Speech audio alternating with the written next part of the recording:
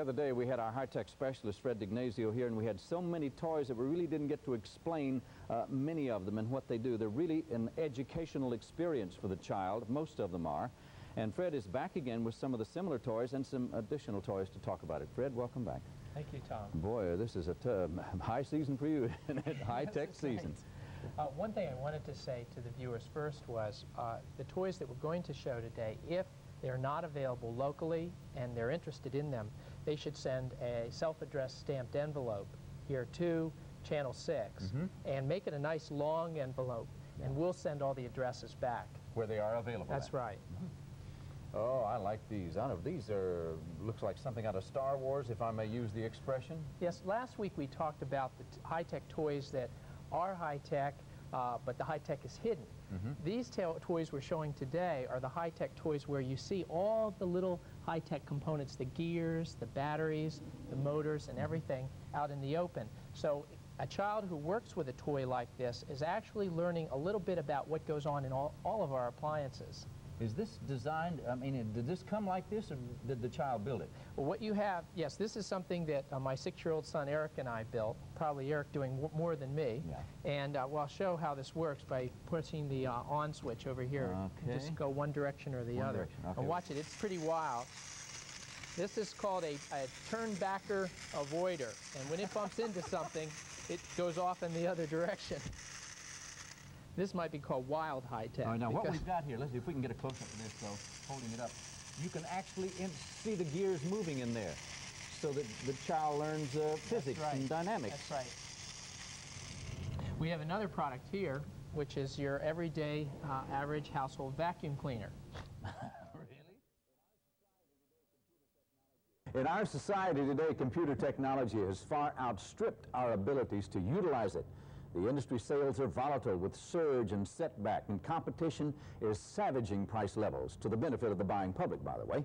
So to try to keep up with all those floppy disk hardware, software, and all the gadgets you have never seen or heard of this morning, we have our regular guest, a computer whiz who himself owns bunches of robots, Fred D'Ignazio. Fred, welcome back to the morning show. Good morning, Tom. Boy, we've got a desk full of things here that I have never heard of, and perhaps most of you have never heard of.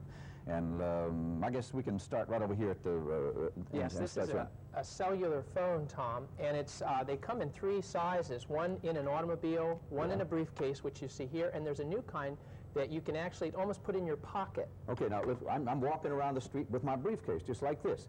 And I can stop at any place. I don't have to go to a phone booth. That's right. And you talk about computers. The computer made this possible because it allows you to switch anywhere in the city, and a computer monitor keeps track of you, so you can make telephone calls to other business contacts in an office or in a mobile unit. All right, if I got this briefcase in my car now, I don't even have to pick it up. I don't have to pick up the phone. That's right. You could with a...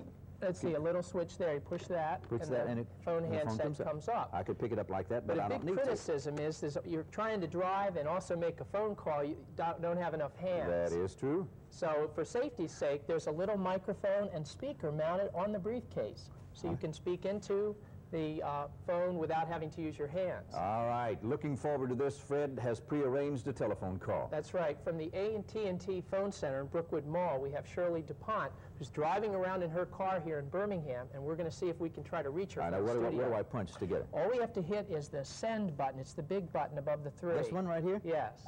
Okay. I'm sending. I don't have to dial her number? No, we have it stored in the phone's memory.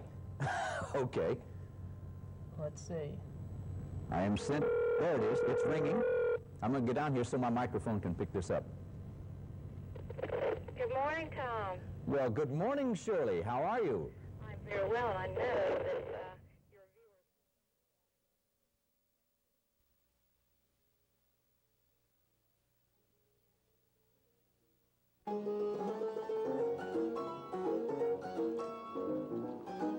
Hey, Tom, I didn't know you were such a hot piano player. Hey, it's not too bad, huh? This fellow in here's not too bad either.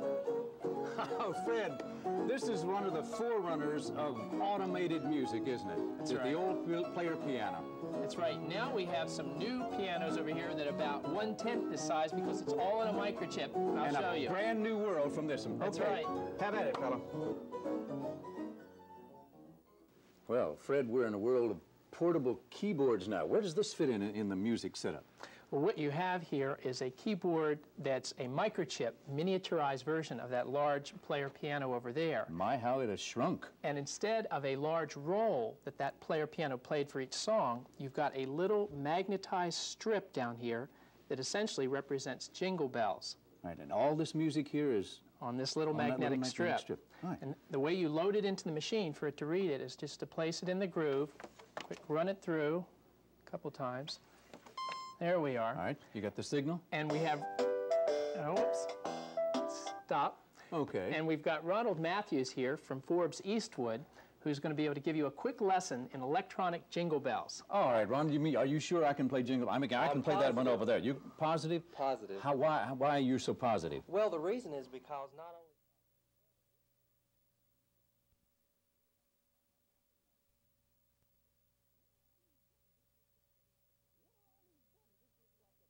What are all these buttons? This looks like That's a right. jet plane. What I wanted to show the folks was, here we have from Joan Zaza, who's the producer of the morning show. Is this her television? This is Joan's set. This is what I would call low-tech TV, and it's something I think we're all familiar with, which you have like five switches. Yeah. So I think just about all of us can Off master and on that. and volume and Yeah. select the channel. And Right. That's about You've it. got a basic black and white monaural type set. All right. Well, what we have here is we've gone from that to a much bigger set, a 19-inch set with color, stereo speakers, and all sorts of options, such as cable TV, the ability to bring in special audio programs for like multilingual broadcasts, deaf captioning, things of that sort. And under here I have a VCR. So what you're getting is a tremendous improvement in options and quality of the set. In other words, stereo, hi-fi quality like you'd expect on your sound system. But the catch to all this, Tom, as you're pointing out and showing here, is all of a sudden that simple set has changed itself and has turned into like a flight control panel inside of a pilot's cockpit. You got it. Now, I wouldn't have to know all the things here, you know, to be versed in this technology to work this television set, would I? No. Most of it is pre-programmed? Wonderfully, that we got this at Radio Shack at Brookwood Village yesterday, and last night my kids and I unboxed it, and in about 15 minutes we had this whole thing set up with Star Wars running on the screen. Okay. So you don't need all of these things, so you shouldn't panic right from the outset. But right behind you there, do you see those manuals? I think all of this, I'm guilty as one. I'm loath to kind of go in and read manuals, but for the first time, even on a common thing like a TV set, it's become so high-tech, they really recommend that you consult your manuals. Yeah. They're very easy to read, and the thing is, you can start getting into, gradually, each of these new functions. I hope they simplify it, because, you know, these cameras that used to make 150 different wrong settings, I finally bought a 35mm camera when they got it to where I could point and punch. Right. And everything was done for me. So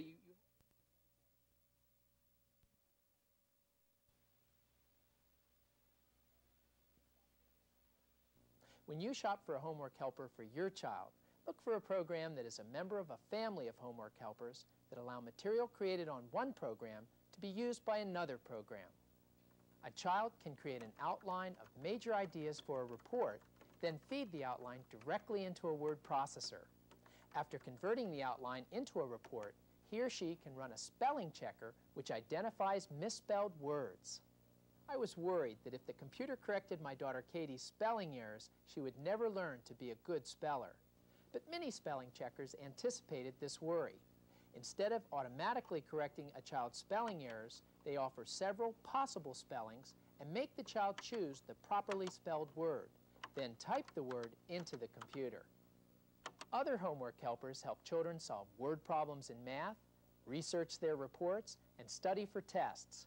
And don't worry about the programs doing the homework for your child. The programs help with some of the mindless, boring parts of homework, but they make your child think harder than he or she ever has before. Math homework helpers can break children's math word problems down step by step and convert them into algebraic equations. They ask questions, offer suggestions, give students structure, and make them think for themselves. Research programs can offer databases in physical and life sciences,